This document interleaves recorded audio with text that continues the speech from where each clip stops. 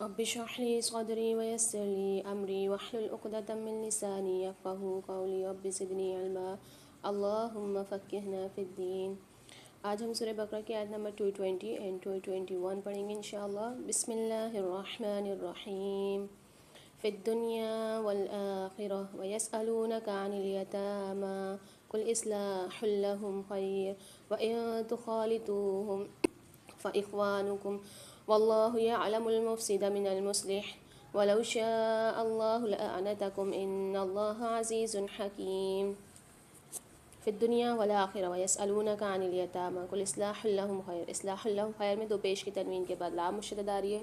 یہاں پر قاعدہ ہوگا ادغام بلا غنہ کا، یعنی یہاں پر ہم غنہ نہیں کریں گے، ادغام کر کے پڑھیں گے۔ وَإِن تُخَالِطُوهُمْ یہاں پر نون ساکن کے بعد تا آ رہی ہے، غنہ کر کے پڑھیں گے، فمال غنہ کے بندہ اور فمے سے۔ فَإِخْوَانُكُمْ وَاللَّهُ يَعْلَمُ الْمُفْسِدَ مِنَ الْمُصْلِحِ یہاں پر حا کی آواز کو واضح کریں گے۔ وَلَوْ شَاءَ اللَّهُ لَأَعْنَتَكُمْ شاء میں شین کے ساتھ الف مد ہے، کھینچ کے پڑھیں گے 5 سے 6 الف کی مقدار۔ ان اللہ عزیز حکیم نون پر مشدد ہے، غنہ کر کے پڑھیں گے، اللہ کے لام کو موٹا کریں گے اور کھینچ کے پڑھیں گے۔ عزیز حکیم میں دو پیش کی تنوین کے بعد حاری، یہاں بھی غنہ نہیں کریں گے، اظہار کر کے پڑھیں گے۔ قاعدے کا نام ہے اظہار حلقیہ، میرے ساتھ پڑھیے۔ فی الدنیا والآخرہ ویسألونک عن الیتامی قل اصلاح لهم خیر وإن تخالطوهم فإخوانکم واللہ یعلم المفسد من المصلح ولو شاء اللہ لأعنتکم ان اللہ عزیز حکیم۔ اب اس کا ترجمہ کریں گے۔ فی الدنیا والآخرہ دنیا میں اور آخرت میں، ویسألونک اور وہ سوال کرتے ہیں آپ سے، عن الیتامی یتیموں کے بارے میں، قل اصلاح کہہ دیجیے اصلاح کرنا، لہم ان کی، خیرن بہتر ہے، وَإِنْ اور اگر تخالطوہم تم ملا لو انہیں، فإخوانکم تو وہ بھائی ہیں تمہارے، اللہ اور اللہ یعلم المفسد جانتا ہے فساد کرنے والوں کو، من المصلح اصلاح کرنے والے سے، ولو شاء اللہ اور اگر چاہتا اللہ، لأعنتکم البتہ وہ مشکل میں ڈال دیتا تمہیں، ان اللہ بے شک اللہ عزیز بہت زبردست ہے، حکیم خوب حکمت والا ہے۔ اب اس کی تفسیر کریں گے۔ تو پیارے صالحات، فی الدنیا والآخرہ اس آیت میں ہمیں بتایا جا رہا ہے کہ فی الدنیا والآخرہ اس کا تعلق اس سے پہلی آیت لعلکم تتفکرون کے ساتھ ہے، یعنی اللہ پاک تمہارے لیے شراب اور جوئے میں دنیا کے فائدے اور دنیا اور آخرت میں ان کے نقصانات اور ان کے کبیرہ گناہ ہونا، اور شراب اور جوئے کے بجائے اللہ کے راستے میں اپنی بہترین چیزیں خرچ کرنا کھول کر بیان کر رہا ہے، تاکہ تم چند روزہ دنیا اور ہمیشہ رہنے والی آخرت دونوں میں خود ہی غور و فکر کر لو کہ عقل سے کام لے کر تم کس کو ترجیح دیتے ہو۔ الیتامہ جس کا باپ فوت ہو گیا ہو، الیتامہ جس کا باپ فوت ہو گیا ہو، وہ بالغ ہونے تک یتیم ہے، لعنتکم عنتن کا معنی مشقت ہے، جیسے سورہ توبہ کی آیت نمبر 128 میں ہے، عزیز علیہ ما عنتم ان پر بہت شاک ہے کہ تم مشقت میں پڑو۔ اصلاح لهم خیر اصلاح کی تنوین کی وجہ سے کچھ نہ کچھ سنوارتے رہنا۔ ترجمہ کیا ہے؟ یعنی ان کے مال کی حفاظت کے ساتھ ان کی تعلیم، اخلاق، صحت اور تمام معاملات کی کچھ نہ کچھ اصلاح جو تمہارے بس میں ہو کرتے رہنا، انہیں یتیم سمجھ کر باس برس نہ کرنے سے بہت بہتر ہے۔ وَإِن تُخَالِطُوهُمْ ابن عباس رضی اللہ عنہ نے فرمایا جب یہ آیت اتری وَلَا تَقْرَبُوا مَالَ الْيَتِيمِ إِلَّا بِالَّتِي هِيَ أَحْسَنُ اور یتیم کے مال کے قریب نہ جاؤ مگر اس طریقے سے جو سب سے اچھا ہو، تو لوگوں نے یتیموں کے اموال الگ کر دیے،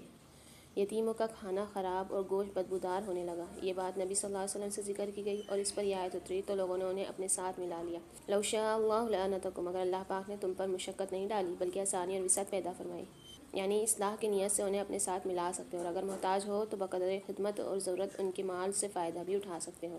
جیسا کہ فرمایا وَمَا كَانَ غَنِيًّا فَلْيَسْتَعْفِفْ وَمَا كَانَ فَقِيرًا فَلْيَأْكُلْ بِالْمَعْرُوفِ اور جو غنی ہو تو وہ بہت بچے اور جو محتاج ہو تو وہ جانے پہچانے طریقے سے کھا لے۔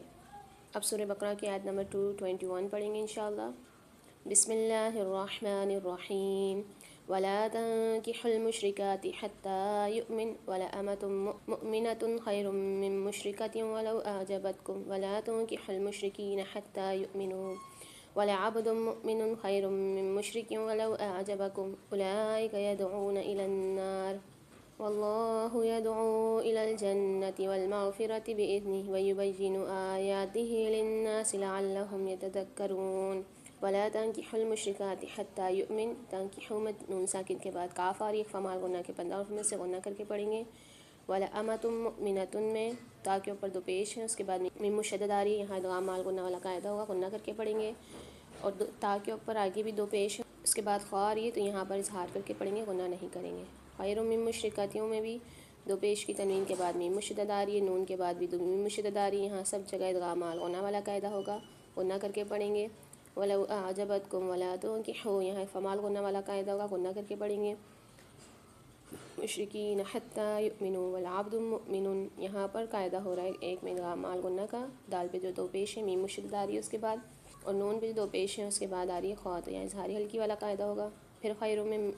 رو پہ دو پیش ہیں میم مشدد آ رہی ہے، یہاں بھی ادغام مال غنہ والا قاعدہ ہوگا، اور میم مشرکیوں میں بھی ادغام مال غنہ والا قاعدہ ہوگا۔ وَلَوْ أَعْجَبَكُمْ أُولَٰئِكَ يَدْعُونَ إِلَى النَّارِ وَاللَّهُ يَدْعُو إِلَى الْجَنَّةِ وَالْمَغْفِرَةِ بِإِذْنِهِ وَيُبَيِّنُ آيَاتِهِ لِلنَّاسِ لَعَلَّهُمْ يَتَذَكَّرُونَ۔ اب اس کا ترجمہ کریں گے۔ وَلَا تَنكِحُوا الْمُشْرِكَاتِ، اور نہ تم نکاح کرو مشرک عورتوں سے، حتیٰ یہاں تک کہ یؤمنوا وہ ایمان لے آئیں، وَلَامَةٌ اور البتہ لونڈی، مؤمنۃ مومنہ، خیر بہتر ہے، من مشرکۃ مشرک عورت سے، ولو اور اگرچہ اعجبتکم وہ اچھی لگے تمہیں، ولا اور نہ تنکحوا تم نکاح کر کے دو المشرکین مشرک مردوں کو، حتیٰ یہاں تک کہ یؤمنوا وہ ایمان لے آئیں، وَلَعَبْدٌ اور البتہ غلام، مؤمن مومن، خیر بہتر ہے، من مشرک مشرک مرد سے، ولو اور اگرچہ اعجبکم اچھے لگے تمہیں، اولئک یہی لوگ ہیں یدعون جو بلاتے ہیں الی النار طرف آگ کے، واللہ اور اللہ یدعو بلاتا ہے الی الجنت طرف جنت کے، والمغفرت بخشش کے، باذنہ اپنے اذن سے، ویبین اور وہ واضح کرتا ہے آیاتہ آیات اپنی، للناس لوگوں کے لیے، لعلہم تاکہ وہ یتذکرون نصیحت پکڑیں۔ اب اس کی تفسیر کریں گے تو پیاری صالحات، اس آیت میں ہمیں بتایا جا رہا ہے وَلَا تَنكِحُوا الْمُشْرِكَاتِ حَتَّىٰ يُؤْمِنْ، پہلے مسلمان اور کافر میں رشتہ ناتا جاری تھا، اس آیت سے حرام ٹھہرا۔ اگر مرد یا عورت نے شرک کیا اس کا نکاح ٹوٹ گیا۔ شرک یہ کہ اللہ کی صف کو کسی اور میں جانیں، مثلا کسی کو سمجھیں کہ اس کو ہر بات معلوم ہے، یا وہ جو چاہے سو کر سکتا ہے، یا ہمارا بھلا یا برا کرنا اس کے اختیار میں ہے، اور یہ کہ اللہ کی تعظیم کسی اور پر خرچ کریں، مثلا کسی چیز کو سجدہ کریں، اس کو خود مختار جان کر اس سے حاجت طلب کریں۔ باقی یہود و نصارہ کی عورتوں سے نکاح درست ہے،